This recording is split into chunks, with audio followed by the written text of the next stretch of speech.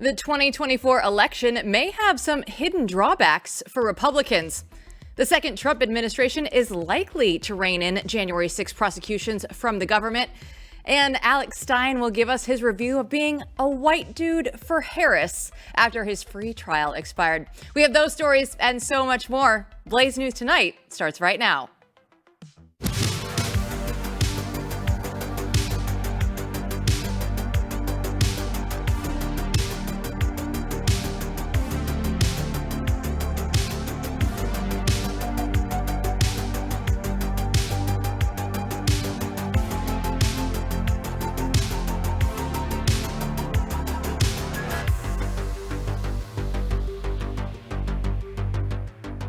Welcome to the Chaos. I'm Jill Savage. Today is Friday, November 8th.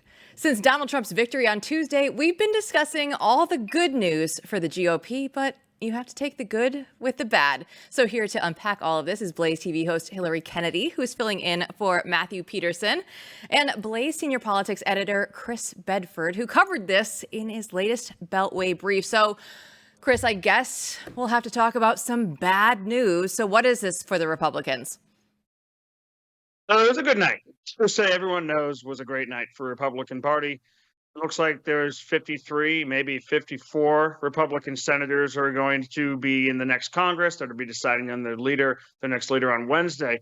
It looks like the chances are very high. Republicans are going to win the House, maybe even expand by a couple of seats in that direction. And of course, the president won a landslide.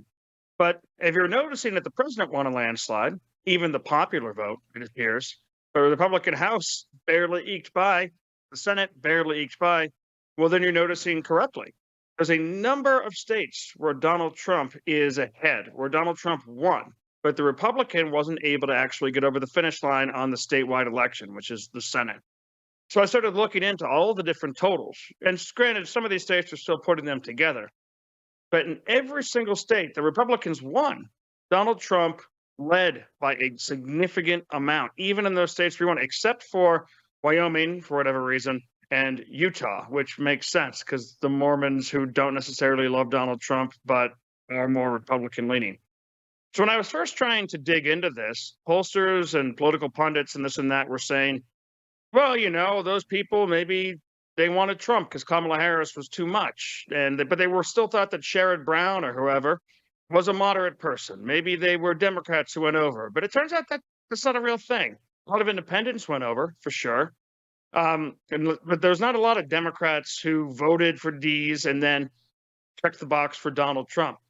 What it turns out is there's a massive disparity in the number of people who voted for the U.S. Senate or voted for the House of Representatives versus who voted for president. That's not just for moderates. That's also for conservatives. That's for candidates who are as Trump as they get. Bernie Moreno, for example, looks like he's won his race. He's someone who was very closely tied to Donald Trump and the America First PAC. He got 300,000 less votes than Donald Trump did.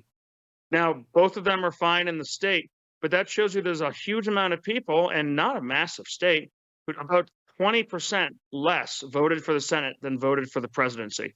Ted Cruz got 400,000 less votes than Donald Trump did in Texas.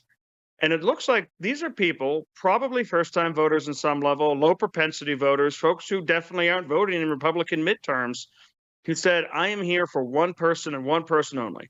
I'm checking the box for Donald Trump. I don't care about the other candidates. I don't care about this guy or that guy, the conservatives, the liberals. I'm just voting for Trump. So while that is good news for Donald Trump, if Republicans want this coalition, this delicate coalition that he has put together to continue to come out, remember, he's never going to be on the ballot again, to continue to come out, then they're going to need to do a lot of work to get those guys on their team. Well, so, Chris, do you think the GOP will mold to the MAGA movement, or do you think this will sort of fade away with Trump?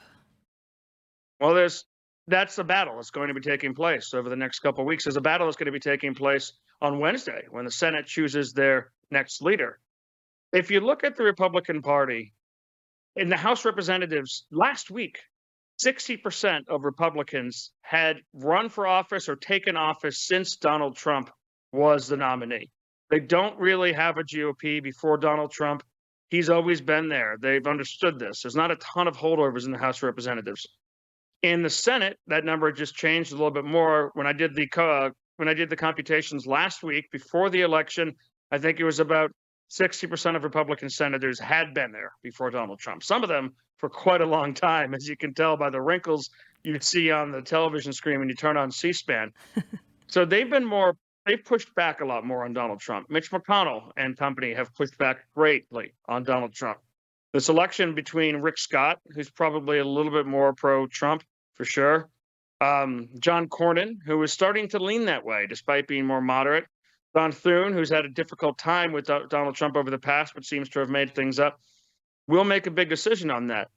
But right now, there's a real risk that the system that Mitch McConnell has created will outlast Trumpism in Washington, D.C. The reason for that is because they take care of their own. They use force, they use pressure. It's straight up swamp tactics, and it actually is effective.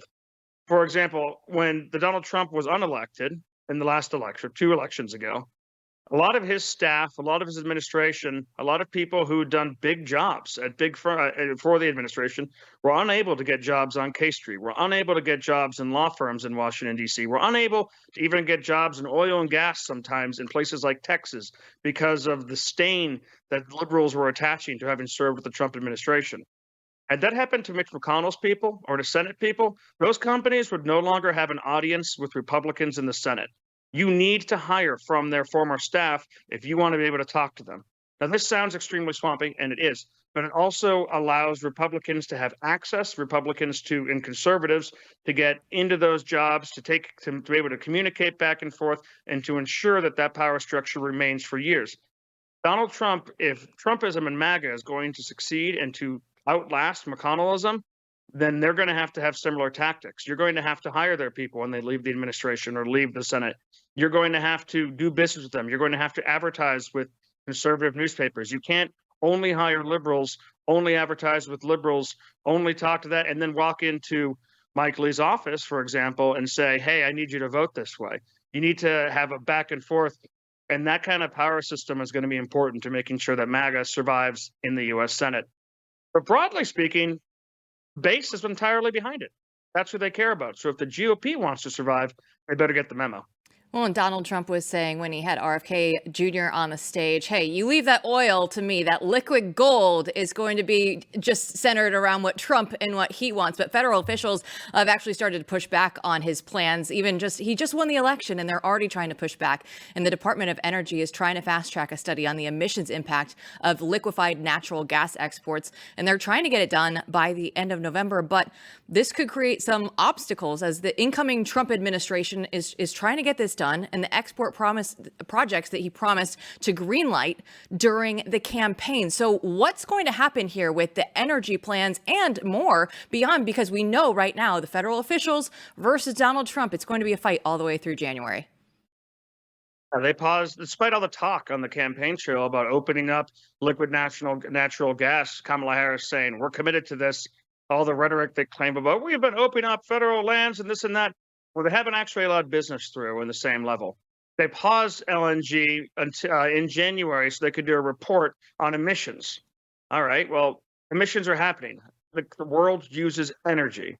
If you want to call it this or that, that's fine. Those things are getting burned anyway. So the real question is, are they going to allow it to be American jobs, American manufacturing, American profit, American power? And Democrats have been saying, no. So now they're rushing that report forward. And the reason for that is not because they're actually going to be in charge when Donald Trump comes in January, but because it gives fodder to lawsuits to the outside left-wing groups. These are groups that are generally funded, they're funded by the left and funded by the federal government. Every time they win a lawsuit or win some kind of judgment or some garbage liberal thing, they put portions of those fines, and they send them to these left-wing groups to fund them to millions and hundreds of millions of dollars. And then those left-wing groups, when Trump says something like, we're going to open this up, they sue. They hold it up in the courts. They do everything they can to stop it with that federal money that was given to them, and they stop American energy development. Trump administration ends up for a year and a half, 2 years tied up in court. Then it finally gets through. It's 2 years of maybe being oil and gas before possibly a Democrat comes in and shuts it all down again. So you see, well, DC conservatives have every interest in fighting for this. private companies that take a huge amount of infrastructure to do this don't have so much of an interest in making a decision that could be shut down in a year, could be shut down in 2 years, could be sued by the courts, could be attacked by left-wing environmentalist terrorists, which happens a lot more frequently than people like to report on. And the Kamala Harris and Biden administration are doing this across the board. They're making it more difficult to fire bureaucrats. They're bulking up the IRS in every way they can. They're doing everything they can to booby trap any kind of reform. The left wing is extremely good at this. And that's why when Republicans go in, they can't send in a dozen people per agency. They need to go in with landing teams like Normandy. You need 100 people per agency. You need to be able to swamp the bureaucrats, take over the administration, and they also need to take a card out of what the Biden administration has done, which is trying to push back against the courts. Remember when Trump first came into office, a judge in Hawaii could stop his immigration policy in Texas in a heartbeat. You've seen that kind of ignored at a certain level with the courts trying to stop the Biden administration. Well, Donald Trump should run with that and say, listen, we're not going to be hamstrung by Hawaiian judges on Texas border policy. We're not going to be stopped by California judges on energy in Pennsylvania, and push back against these activist judges as much as they can. Well, so Chris, really quickly, we're talking about the biggest news stories, and we would be remiss if we didn't ask you about this huge story. You are on baby watch, so we need an update. What's going on? Absolutely. My wife, Sarah, is due with our daughter, Josephine, on Sunday, and we're praying that she comes this weekend or soon after. So this might be my last time here for a little while, but if I do disappear, and I might be back Monday, Tuesday, then I will definitely be back in time for the Christmas season. Absolutely love it. Couldn't be happier for you. And at least Josephine knew that this was election week and she needed to wait a few more days. We wish you the best of luck. Thanks so much, Chris. Congratulations. Thank you. When we come back, Steve Baker will tell us what Trump's win means for January 6th defendants coming up.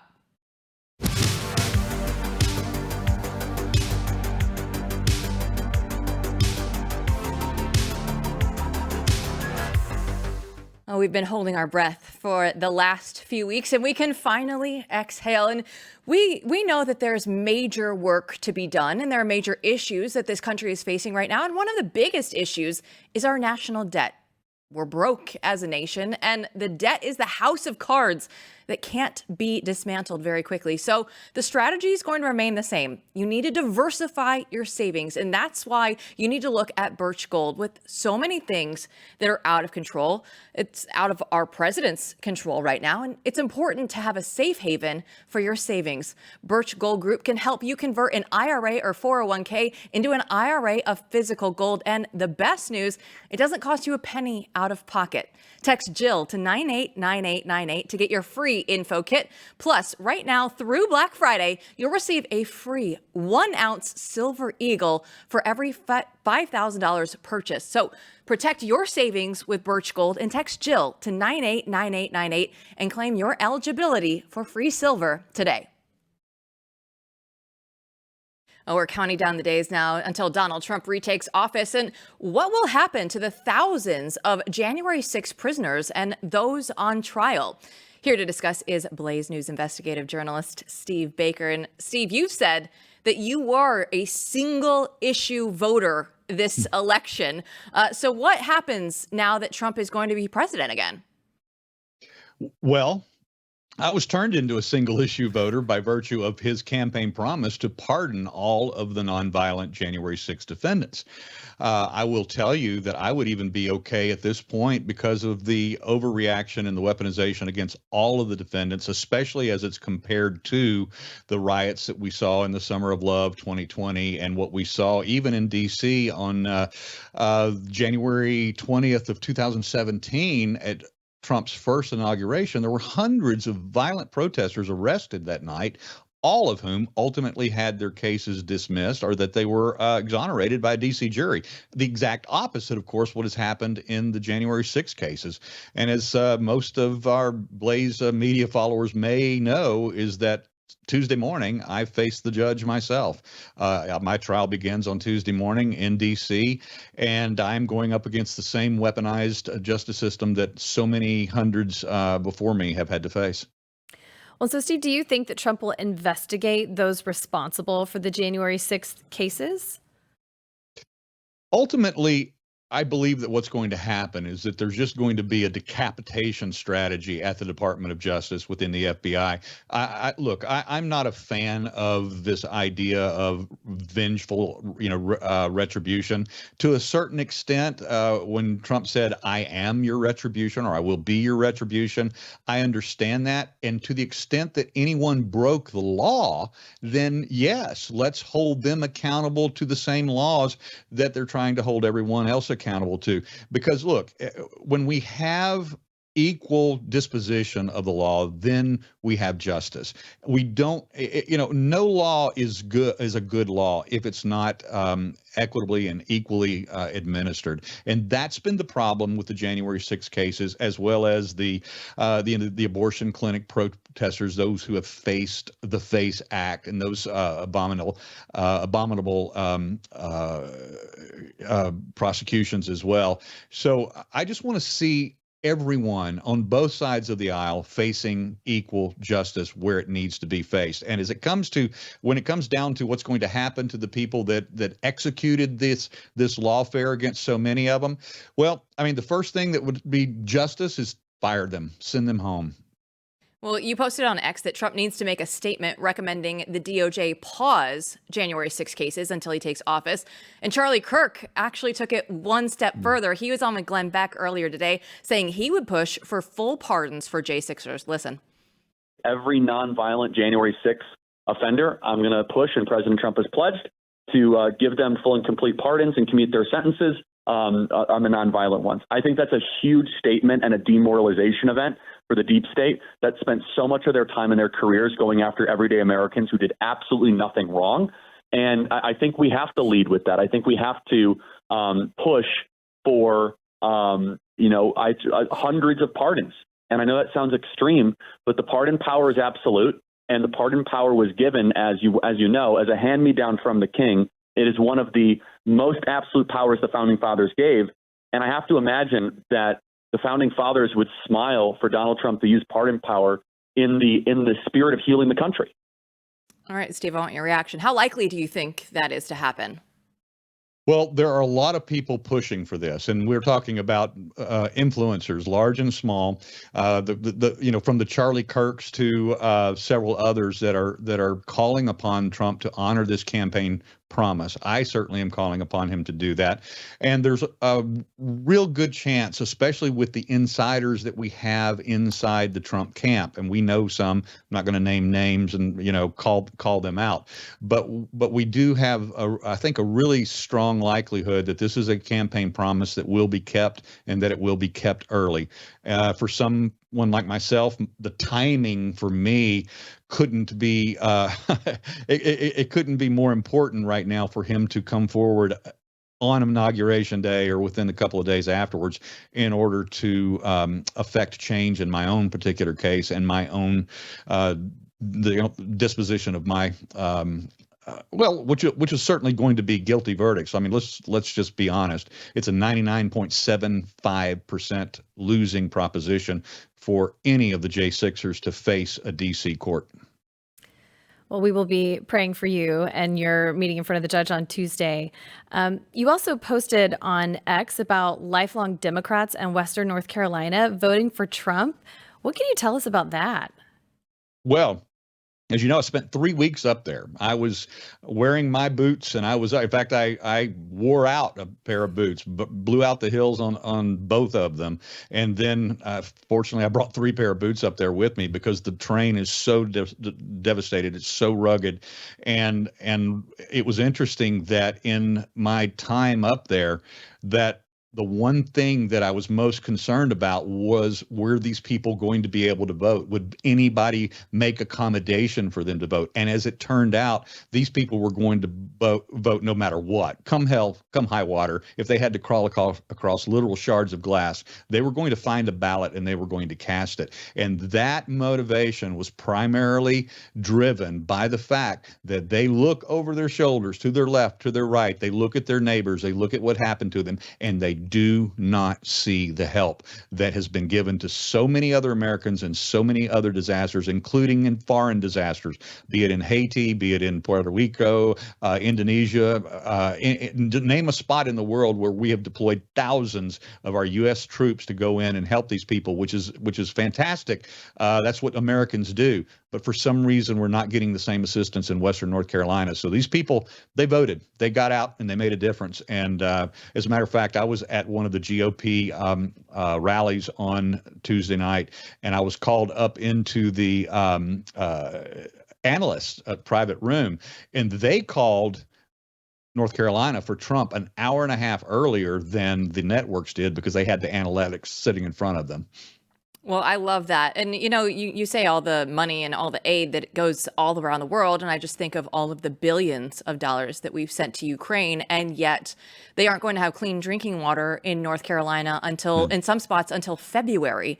And I just want people to really think about that when they are questioning, Democrats are questioning, oh, how could they do this in North Carolina? How could they turn on us? Well, when you don't have basic needs met, Steve, you know this, you've seen this. And I was actually texting back and forth with Adam Smith, who is the leader of the Savage Freedoms operations there on Election Day. And they were just praying, like, I hope that Donald Trump wins, because at some point, maybe someone will come help us. So what do you think their case is going to be there in North Carolina as this transition team moves forward? And what do you think can actually get done there on the ground?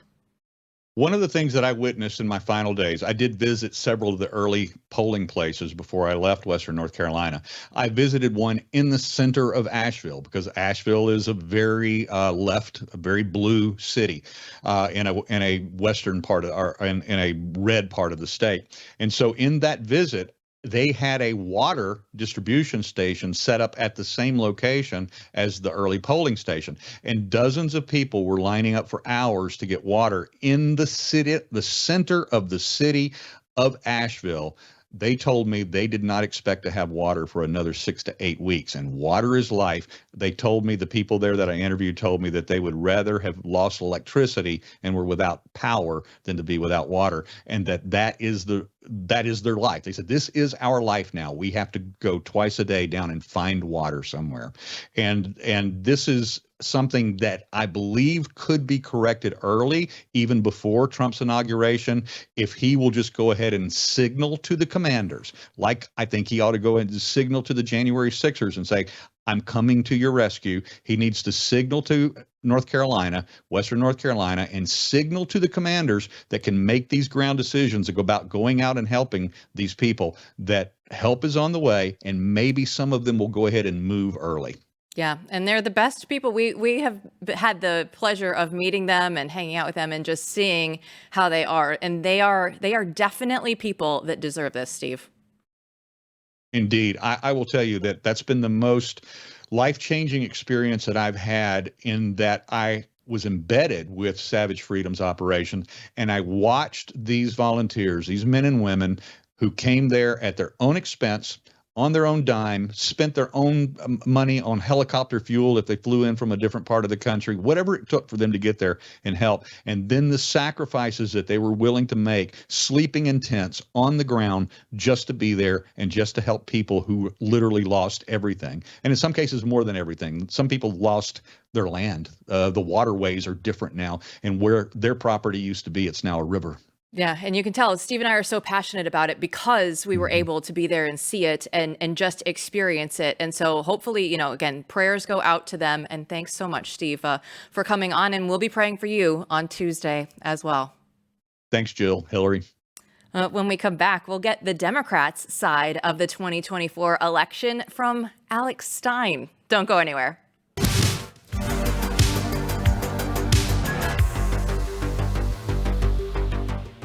What's a good battle for Thanksgiving? What's better, the turkey or ham? Well, if you picked either one of them, you'd be wrong, because the third option is actually a free ham from Good Ranchers worth $110. And it's actually their Thanksgiving special. So you get the luxury of 100% American meat plus a free 10-pound spiral cut ham for free. By shopping from Good Ranchers, you're directly supporting local farms and ranches in the United States.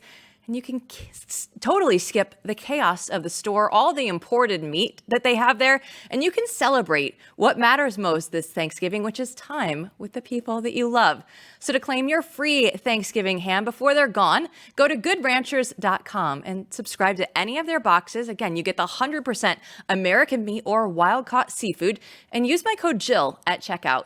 Be sure to order, though, by November 19th for guaranteed delivery by Thanksgiving, and enjoy that free 10-pound ham and get connected to American farms and ranches this November at goodranchers.com, and use my code Jill to claim your free Thanksgiving ham before they run out. So if you're thankful for farmers and ranchers of this country, go to goodranchers.com and support them with every order. It's goodranchers.com.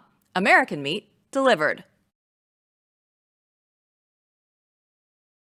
Well, we were all watching the votes come in on Tuesday night. I was at Donald Trump's headquarters in West Palm Beach, and BlazeTV Alex Stein, he was undercover as a white dude for Harris at Kamala Harris's Howard University watch party. Take a look.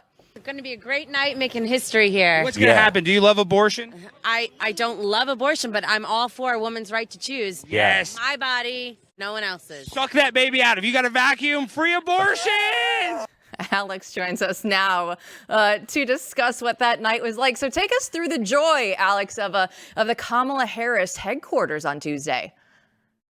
Well, Jill, it started out very positive. People thought, this is going to be their night. And I'll be honest, like if you looked at the crowd, all the African-American Howard students, they all looked pretty cool. They were hip, young, but all the white people there, they looked like freaks. They either had like blue hair. They looked like they, were like 100 pounds. They were emaciated. They all had masks on.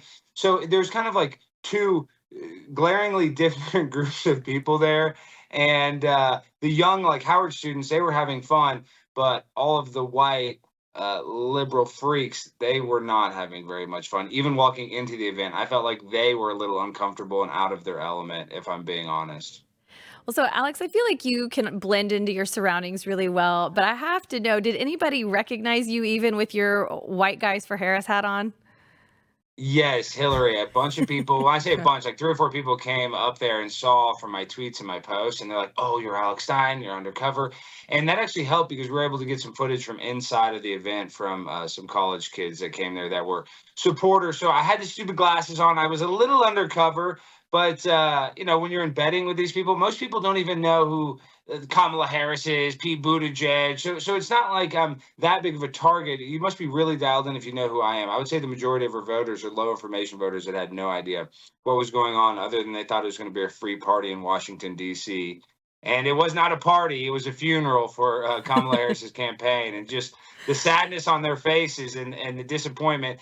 I hate to admit it, but it felt me up with a lot of joy. All right, let's lean into that a little bit more, because I am so curious as to what your experience was like there, because I'm sure it was the exact opposite of what we had down there in West Palm Beach. Like, when did they know that they were going to lose, and then what started happening once that set in?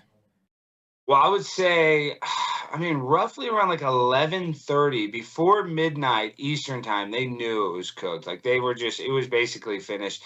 And at 1 a.m., everybody knew. At 1 a.m. in Washington, D.C., I went and walked around, not just near Howard, but walked around Capitol Hill. We walked past the bars. Every bar was empty. Literally, every watch party that we went by was empty. So they knew it was over by midnight, and just sadness. I remember seeing a woman literally crying and smoking a cigarette outside of one of these bars in Capitol Hill. It was like she was literally at a funeral. So it was very sad. I didn't see any like liberal freakouts that you're seeing everybody like Matt Walsh post, but I did see just a lot of sadness and despair. And let's be real. I think Jimmy Kimmel was on his show crying, saying that the voters don't realize that. The voters that voted for Trump don't realize that they actually hurt themselves in the long run. Well, the people that were sad on election night don't realize that Donald Trump has their back and will be the best candidate and best president for our country. So even though they're sad, in the next 4 years, they're going to have a lot of happiness around them to lift them back up. So I don't feel bad at all.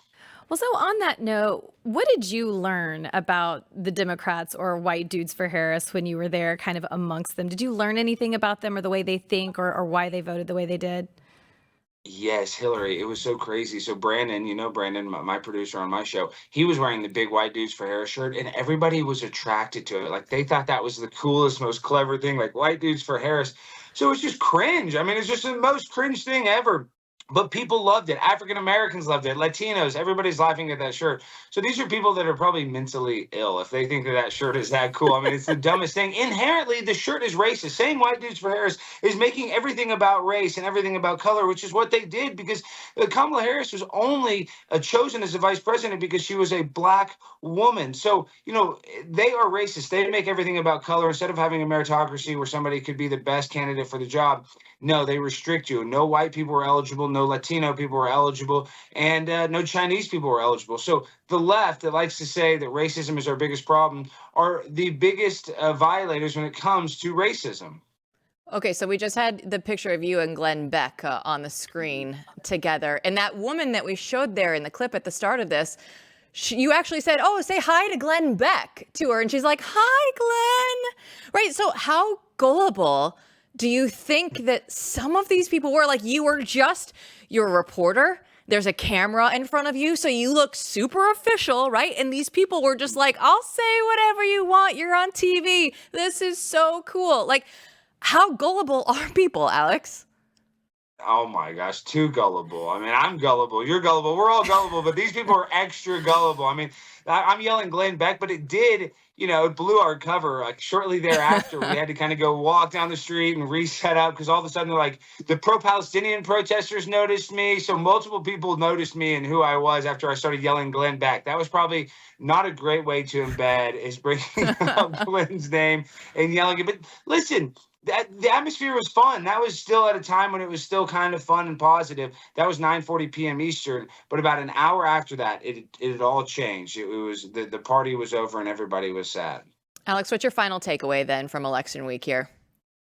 Well, it was a great week. And I just want to start off by saying, thank you for having me on. But I want to apologize because I obviously know the mainstream media is fake, but I was still under the impression because I went to the Kamala rallies and I saw how important of an issue abortion was. And I just couldn't believe that this is her main messaging, the right to basically kill your baby. And I really was under the brainwashing myself thinking that this is going to rally the women vote. And I saw the numbers, 53% of women voted early voting, compared to 47 men. And I was doubtful. I was like, they're going to steal it. They're going to do something, or the women are going to come and there's not going to be a red wave. And I was wrong. And I just want to say Donald Trump is the best. I love him. And I'm so happy that I was wrong because I thought it was going to be a tight race. And I really thought they were going to steal Pennsylvania. And I'm just so grateful and happy that I'm wrong. And I hope me saying that, in the days leading up to the election, encourage people to vote because we saved our country. And I know Donald Trump can't fix all of our problems immediately, but the chances of them getting fixed increase exponentially now that Donald Trump is our future president. It was perfect. It was a perfect night. Alex Stein, thank you so much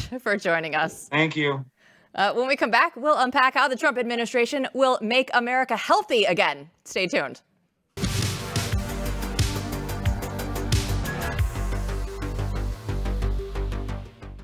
We know that this is more than a victory. It's a turning point, and we're witnessing history in the making. And President Trump's victory, it's a triumph for every American who has gone out there, and we've listened to the tired narratives. We've heard the spin, the misleading agendas that's been pushed by legacy media. And those networks, they were scrambling. Blaze Media, though, we were exactly what we promised to be. We were bringing you the unfiltered truth right as it happened. And this is the start of the future that we've all been waiting for. And big media is more interested in distraction and deception.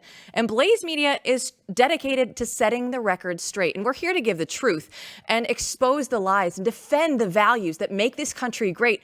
And we're just getting started, but we can't do it alone. So when you subscribe to Blaze Media, you're helping us cut through the noise and reach Americans across the country with the clarity that they deserve. And we've won the big battle, but if we're going to win the war, we need to wake up our fellow Americans, and we're going to do that one at a time. So to celebrate this milestone, we're offering you $47 off your annual membership. So if you believe in what we're doing, and if you want to join this movement, now is the time. Go to blazetv.com/BNT to subscribe now. So don't miss this. Stay with Blaze Media and continue in this fight, one person at a time.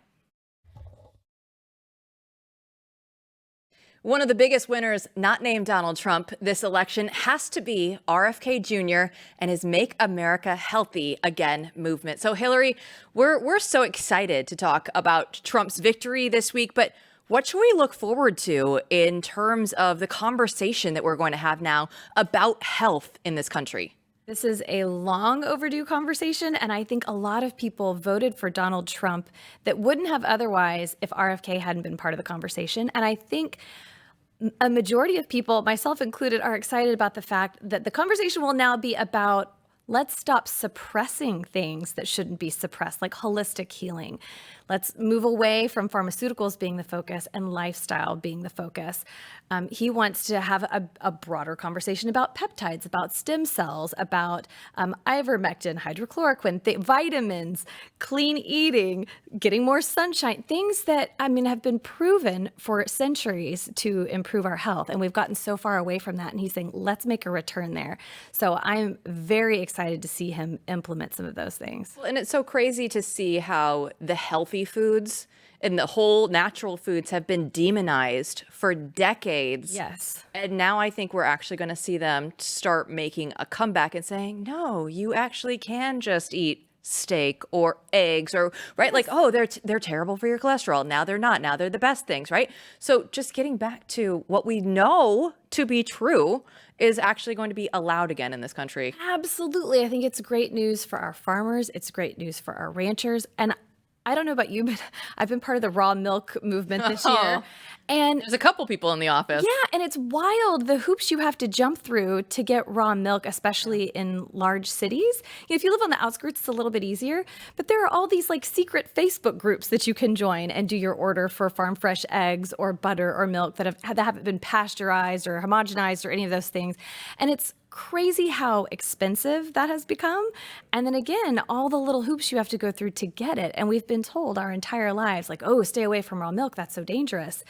But it's been incredible seeing how it's affected my family. My boys love it. I love that. But I want to talk to you now a little bit about Ozempic because people are trying to lose weight and become healthier. And yes, we don't know the side effects of Ozempic. And I think some people are saying, okay, but if you're an adult and you want to do this, that's your choice. But now they're trying to push this on kids. And we've seen fitness influencer Jillian Michael.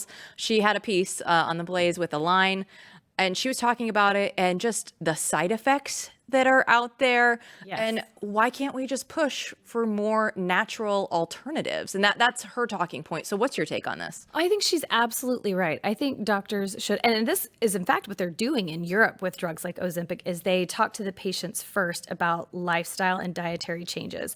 If those don't work, if they have them committed to that and it's still not working, then they move to taking something like Ozempic.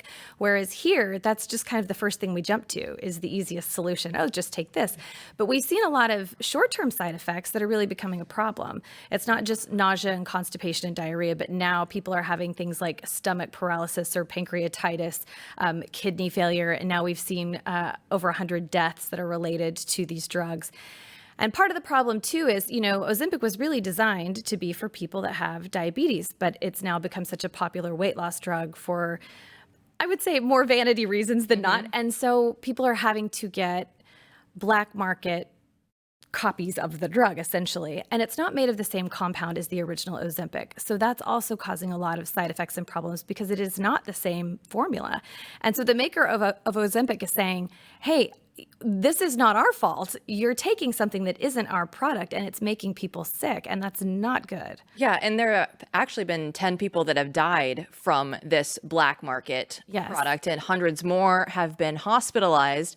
So do you think now with, somebody like an RFK Jr. trying to get in and change things at the FDA that we'll actually see progress made here? Yes, I think that he's so passionate about it and so committed to it.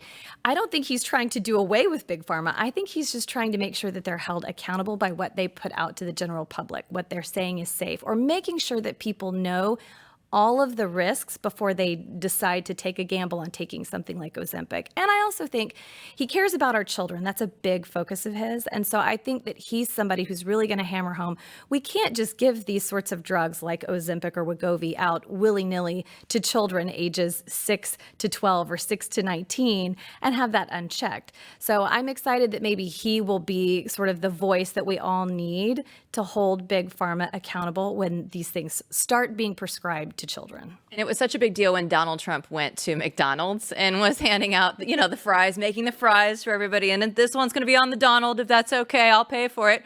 But RFK Jr. is like, bring back the beef tallow fries, right? Like all the seed oils, they're in everything. Because I have now started to pay attention to this. And I'm like, hey, maybe I'll be one of these people that'll get seed oils out of my life. And I'm realizing, like, even like the good organic stuff at Whole Foods still has it in there. So how am I going to do this, Hilary? It is in all of it. And I think that part of that is education, because I'm with you. I didn't know anything about seed oils until I started looking at the packages of all the things in my house. And we try to buy organic and eat pretty healthy. We get a lot of things from Whole Foods and Central Market, but the seed oils are in everything. And so that is why a lot of us have now started to seek out these farms or these little co-ops where you can get clean ingredients. I've started buying sourdough bread. There's like 4 ingredients in it, and you can taste the difference. But again, you have to make an extra effort to get those things instead of being able to just run to your grocery store and pick it up and throw it in your basket.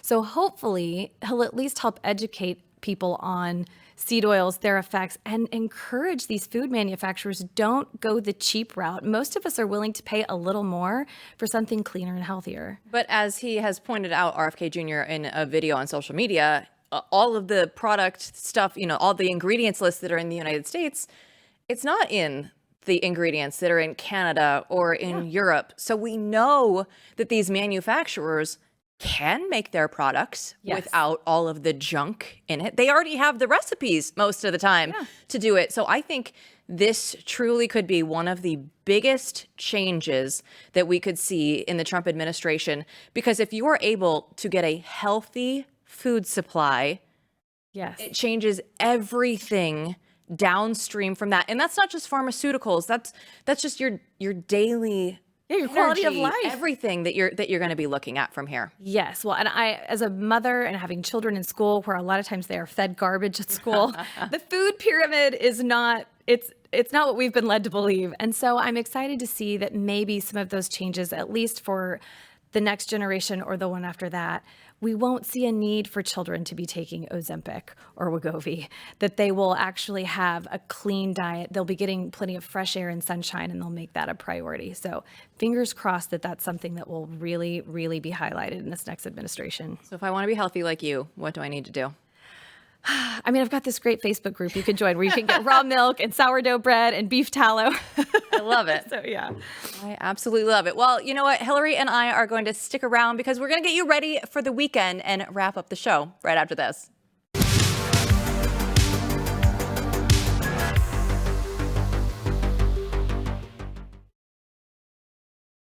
Donald Trump won.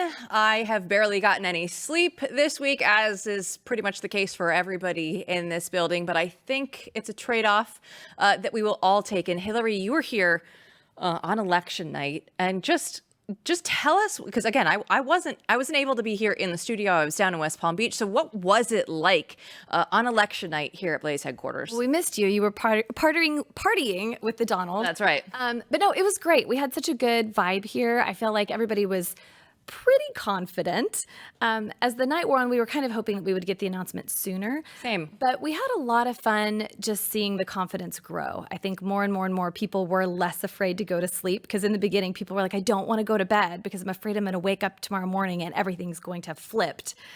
Because we've done that before, Yes. Hilary. We know what that feels like. We had so PTSD. People were like putting memes online, and they're like, I can't go to sleep because we know the bad things happen when I go to sleep. Yes, we were a little nervous at first, but as the night went on, I think everybody grew in confidence. And you and I were talking this morning. I had a friend whose dad was actually with President Trump, and so about 10 o'clock, she said, he's I think getting ready to do a victory speech. And so I guess I would have loved it at 10 o'clock. Right. I would have loved it then. So I think they had a pretty good idea, or maybe they knew, but they were just waiting. I think Pennsylvania was the one that we were all kind of waiting on here.